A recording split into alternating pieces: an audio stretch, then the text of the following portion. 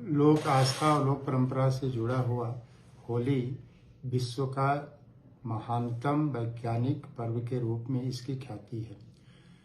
वैदिक काल में होली का जो स्वरूप था वो यज्ञ स्वरूप था और जो नए फसल उत्पन्न होता था उसको कृतज्ञता के रूप में हवन में डालकर उसे देवता को समर्पित किया जाता था। उस अन्न को होलिका के रूप में जाना जाता था, होलिका के रूप में जो है उसे कहा जाता था। इसका ऐतिहासिक प्रमाण जो है वेदों में मिलता है, विशेषकर ऋग्वेद और सामवेद में ऋतुओं के महत्व और रंगों का विवरण प्राप्त होता है। उसके साथ ही पाणिनि के अष्टाध्यायी में उसके साथ ही वात्स्यायन के कामसूत्र में और उपनिषद में, पुराण में इसका विवरण मिलता है। पुरातात्विक स्रोत के रूप में ऋग्वेद सिंधु घाटी की सभ्यता में ऐसे अनेक खिलौने प्राप्त हुए हैं जिससे यह अनुमान लगाया जाता है कि यह रंगोत्सव का जो है प्रतीक के रूप में इसे माना जाता है। विंध्य के पहाड़ी में 300 ईसा पूर्व में रामगढ़ में जो है एक शिलालेख प्राप्त हुआ है जिसमें होली शब्द का प्रयोग है। माघ ने 650 ईस्वी में पिचकारी का शब्द का जो है वो प्रयोग कर रहा है। इस प्रकार से होली का जो ऐतिहासिक स्वरूप जो है वेद से लेकर जो है उपनिषद, पुराणों में भी श्रीमद् भागवत पुराण, विष्णु पुराण में इसकी जो है विस्तृत जानकारी प्राप्त होती है। होली न केवल एक वैज्ञानिक पर्व है बल्कि यह सामाजिक समरसता का भी सबसे बड़ा पर्व के रूप में इसकी ख्याति है और ये संपूर्ण भारतवर्ष में अलग अलग नामों से जो है होली की जो है परंपराएं हम देख सकते हैं। जैसे बिहार, यूपी में इसे होली के नाम से जानते हैं और यूपी में जो है लठमार होली जो बरसाना और मथुरा में विशेष प्रसिद्ध है। इसके साथ ही खड़ी होली कुमायूं जो है उत्तराखंड में काफ़ी लोकप्रिय है। साथ ही योसांग जो है मणिपुर में होली के नाम है।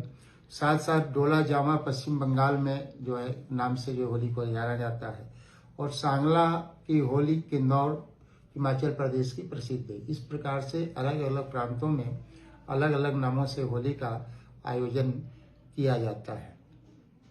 प्राचीन काल में, विशेषकर वैदिक काल में जो रंगों का जो प्रयोग होता था वो प्राकृतिक रंगों का प्रयोग होता था। अनेक प्रकार के पुष्पों को सुखाकर उसमें भी विशेषकर गुलाब के पुष्प का प्रयोग कर रंग बनाया जाता था। वह रंग जो है न केवल मनुष्य के शारीरिक बल्कि मानसिक स्वास्थ्य के लिए भी जो है काफ़ी कारगर होता था। आज का जो परिवेश है वो जो है सिंथेटिक रंगों से पूरा जो है बाजार पटा रहता है और उसी का प्रयोग करने से मनुष्य में अनेक प्रकार की व्याधि उत्पन्न होती है। यह जो है इसको जो है आज का मेडिकल साइंस ने भी इसको सिद्ध किया है कि कैसे यह स्वास्थ्य पर प्रतिकूल प्रभाव आज का पड़ा रहा। प्राचीन काल में जो होली का जो स्वरूप था वह स्वरूप जो था सामाजिक समरसता का स्वरूप था और एक दूसरे से मिलने का जो है आयोजन का जो वो पर्व का प्रतीक था होली।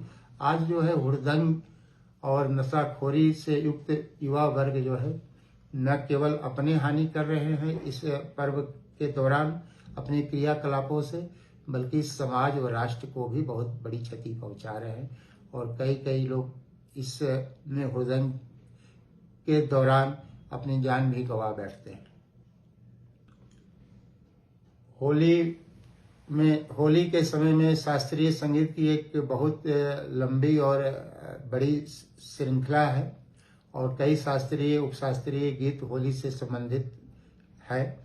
इसमें धमाल है, ध्रुपद है, छोटा बड़ा ख्याल है और होली इतनी लोकप्रिय है कि शास्त्रीय संगीत की एक विधा का नाम ही होली है जिसमें होली के गीतों का अधिकता उसमें रहती है। कथक नृत्य में भी होली, ठुमरी आदि के गीत उसमें गाए जाते हैं और यह वस्तुतः जो होली का त्यौहार है वो कृष्ण और राधा से जुड़ा हुआ है। और उस दौर के जो कवि थे, उस दौर के जो लेखक थे, विशेषकर संस्कृत साहित्य के, वो राधा कृष्ण से जुड़े हुए गीतों को, श्लोकों को प्रस्तुत करते थे।